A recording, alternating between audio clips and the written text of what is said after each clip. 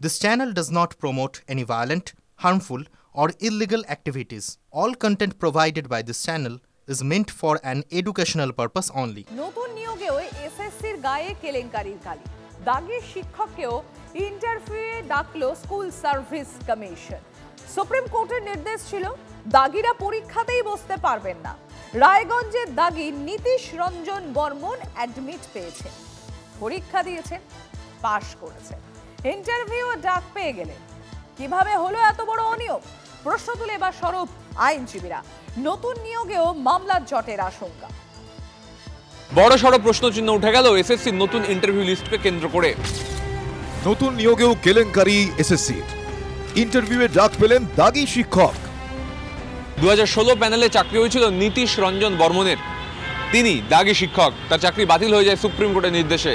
দাগি তালিকায় তার নাম রয়েছে, তারপরেও তিনি ইন্টারভিউতে ডাক পেয়েছেন এই নতুন প্রক্রিয়ায়। দাগিদের তালিকা প্রকাশ করতে বলেছিল সুপ্রিম কোর্ট। দাগিরা যাতে পরীক্ষায় বসতে না পারে তার নির্দেশও দিয়েছিল শীর্ষ আদালত। দাগিদের যে তালিকা এসএসসি প্রকাশ করে তার মধ্যে নীতিশ রঞ্জন বর্মনের নাম ছিল।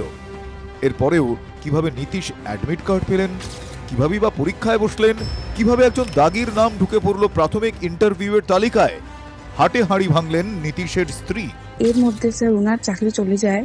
হ্যাঁ, উনি টেন্টেড ক্যান্ডিডেট ছিলেন 2016 সালে এসএসসিতে।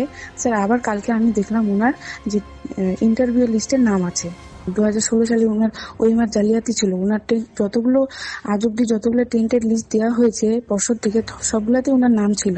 স্যার তা সত্ত্বেও উনি কি করে পরীক্ষাতে বসলেন আর কি করে স্যার ওনার ইন্টারভিউয়ের নাম আসে? আমি স্যার অবাক হয়ে যাচ্ছি স্যার। বিবাহ বিচ্ছেদের মামলা চলছে, তাই বিরূপ সাক্ষী নীতিশের স্ত্রী, দাবি আইনজীবী ফিরদৌস শামীমের। জিজ্ঞাসা করলাম, আপনি স্ত্রী হয়ে আমাকে এই তথ্য দিচ্ছেন কেন? বললো, দেখুন আমাদের সেপারেশনের মামলা চলছে এবং যেহেতু টেন্টেড ক্যান্ডিডেট তাই ওই মেনটেনেন্সের টাকা দিচ্ছে না, বলছে যে বেসিক্যালি তার সার্ভিস টার্মিনেট হয়ে গেছে এবং তার সঙ্গে যে মামলার নথি সেটাও পাঠিয়েছে। টিভি9 বাংলা পৌঁছে গিয়েছিল নীতিশের রায়গঞ্জের বাড়িতে। আমরা এই মুহূর্তে রয়েছি নীতিশ বর্মনের বাড়ির সামনে। এটা তার বাড়ি। তাকে কিন্তু বাড়িতে এসে পাওয়া যায়নি। তার বাবা বলছেন ছেলে বাড়িতে নেই। তো সুপ্রিম কোর্টের নির্দেশ এটা, ওরা আমার ছেলে তো হ্যান্ডিক্যাপ, সেই অনুসারে হ্যান্ডিক্যাপকে ছাড় দেওয়া হয়েছে। সেই নির্দেশ অনুসারে আমার ছেলে পুনরায় অ্যাপ্লাই করলো পরীক্ষার জন্য। পরীক্ষা দিল, পরীক্ষা ভালো রেজাল্ট করেছে এবং ভাইবা ডাক পেয়েছে। যদিও এই ধরনের কোনো নির্দেশ আদালত দেয়নি বলেই জানাচ্ছেন আইনজীবীরা।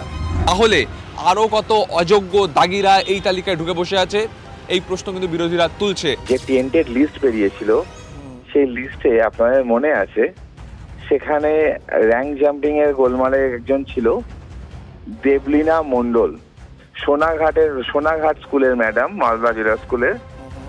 সেই ম্যাডামের নাম আবার দেখা যাচ্ছে কালকের লিস্টে। বায়োলজিক্যাল সায়েন্স পোস্ট গ্রাজুয়েটে 281 নম্বর সিরিয়ালে আছে। এরকম একটা দুটো না, এরকম ভুড়ি ভুড়ি। এতবার কোর্ট বলা সত্ত্বেও এসএসসি এবং রাজ্য সরকার দুর্নীতি বাইরে যাচ্ছে না এবং যেতে পারবে না। আবারও টেন্টেড ক্যান্ডিডেটকে ইন্টারভিউতে ডেকেছে। মুখ্যমন্ত্রী মমতা বন্দ্যোপাধ্যায় শুধু চান না যে শিক্ষক শিক্ষিকারা চাকরি পান, উনি সমস্যার সমাধান চান না। উনি চান যে এটা সমস্যাটা সমস্যাই থাকে। শিক্ষা নিয়ে ছিনিমিনি খেলা হচ্ছে এবং আবার কোর্টকে ইন্টারভেন করতে হবে, কি ভালো হবে? রবিবারই জেলবন্দি তৃণমূল বিধায়ক জীবন কৃষ্ণ সাহার বিরুদ্ধে নতুন নিয়োগেও দুর্নীতি করার অভিযোগ তুলে সরব হয়েছেন বিরোধী দলনেতা শুভেন্দু অধিকারী। অডিও ক্লিপ সামনে এনে ইডির কাছে তদন্তের আবেদন করেছেন শুভেন্দু অধিকারী। পরীক্ষাতেও প্রমাণ হলো জেলের ভিতরে থেকে জীবন কৃষ্ণ সাহা টাকা তুলছে। 50 টাকা লাগবে, 15.5 পেয়েছি। আপনি নিজে শুনুন, 16-11-তে। আমি কালকেই ইডির কাছে ফোন নম্বর ইত্যাদি পাঠাবো। শুভেন্দুর ফেরেববাজি নিয়ে কোনো মন্তব্যই করবো না। এর আগেও ডিসেম্বরে সরকার ফেলে দেবে 3 বার বলেছিল। কদিন আগে এসএসসির প্রশ্ন নাকি ওর কাছে রয়েছে, ডায়লগ দিয়েছিল। ওর ফেরেববাজি বন্ধ করে কোর্টে গিয়ে মামলা করতে বলুন, উত্তর দিয়ে দেবে। জেলের বাইরে থেকে শুভেন্দু অধিকারী তৃণমূলের নেতা চাকরি বিক্রির ব্যবস্থা করেছে, মুখ্যমন্ত্রী অভিযোগ করেছেন, ওরে মুখ্যমন্ত্রী ছিল। ফলে এসব কথা যত কম বলে তত ভালো। পুরো প্রক্রিয়াকে ঘিরে কিন্তু আবার মামলার ঘেরও তৈরি হতে পারে, এই আশঙ্কাও তৈরি হচ্ছে। ক্যামেরা দেবব্রতর সঙ্গে সুমন, টিভি9 বাংলা, কলকাতা।